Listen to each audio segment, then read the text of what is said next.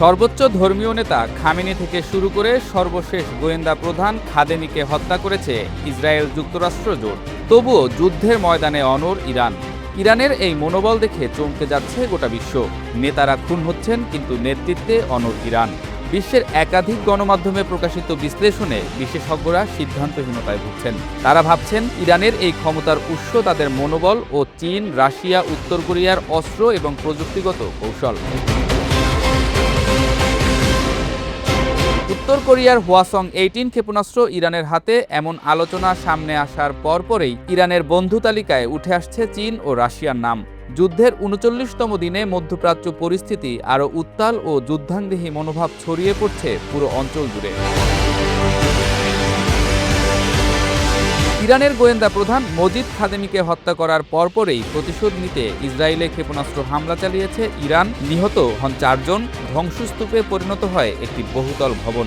এখনও ইসরায়েলে বিভিন্ন ফ্রন্ট থেকে আক্রমণ চালিয়ে যাচ্ছে ইরান ও তার মিত্ররা।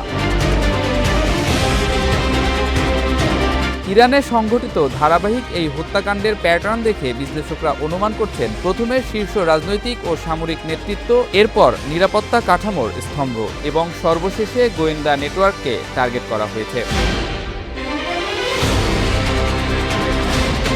খামেনি থেকে শুরু করে শামখানি, পাকুর, নাসিরজাদে, মুসাভি, একই দিনে রাষ্ট্রের কেন্দ্রীয় কমান্ড প্রায় শূন্য করার চেষ্টা হয়েছে। মার্চে লারেজানি ও নিরাপত্তা কাঠামোর অন্যান্য ব্যক্তিদের হত্যা, আর এপ্রিলের শুরুতে গোয়েন্দা প্রধান মজিদ খাদেমির মৃত্যু। সব মিলিয়ে এটি শুধু লিডারশিপ কিলিং না, বরং একটি রাষ্ট্রের অপারেশনাল সিস্টেম ভেঙে ফেলার পরিকল্পনা। কিন্তু এই পরিকল্পনার সবচেয়ে বড় ব্যর্থতা এখানেই। প্রতিটি হত্যার পর ইরান ভেঙে পড়েনি, বরং দ্রুত রিকনফিগার করেছে। নতুন নিয়োগ, দায়িত্ব পুনর্বন্টন এবং বিকেন্দ্রীকৃত কমান্ডের মাধ্যমে মাঠ পর্যায়ে অপারেশন থামেনি। বিশ্লেষকদের ভাষায় এটি ডিপ বেঞ্চ স্টেট, যেখানে নেতৃত্ব কোনো ব্যক্তি নয়, বরং একটি সিস্টেম। ফলে নেতৃত্বে আঘাত মানেই যুদ্ধ থেমে যাওয়া, এই ধারণা এখানে কার্যকর হয়নি। এই সিস্টেমের আরেকটি গুরুত্বপূর্ণ দিক হলো মোজাইক ডিফেন্স, যেখানে ইউনিটগুলো আংশিক স্বায়ত্তশাসিতভাবে কাজ করতে পারে। ফলে কেন্দ্রীয় কমান্ডে আঘাত এলেও ফিল্ড অপারেশন চালু থাকে।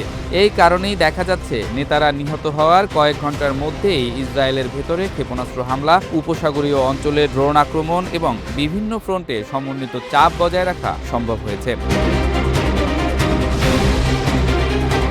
এদিকে যুদ্ধ এখন পুরোপুরি জ্বালানি ও বাণিজ্য রুটের নিয়ন্ত্রণে ঢুকে গেছে।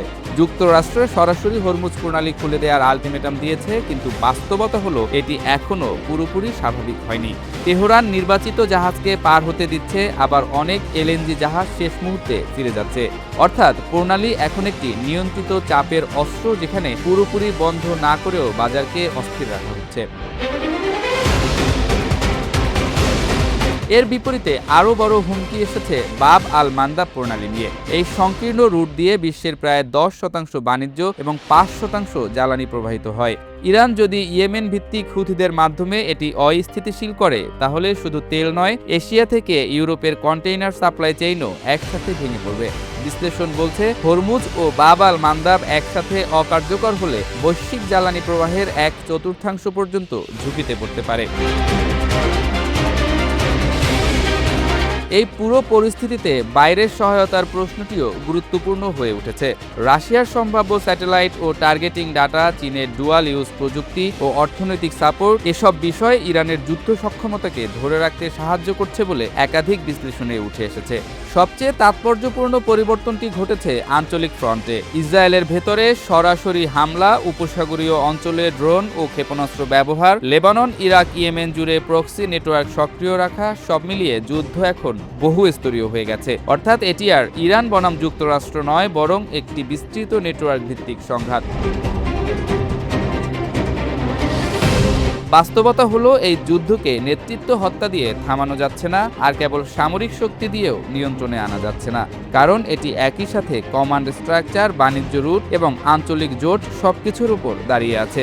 ফলে প্রতিটি নতুন আঘাত যুদ্ধকে শেষের দিকে না নিয়ে গিয়ে বরং আরও জটিল ও বিস্তৃত করে তুলছে, যেখানে ফলাফল নির্ধারণ করবে শুধু যুদ্ধক্ষেত্র নয়, বরং বৈশ্বিক অর্থনীতি ও ভূরাজনীতির ভারসাম্য।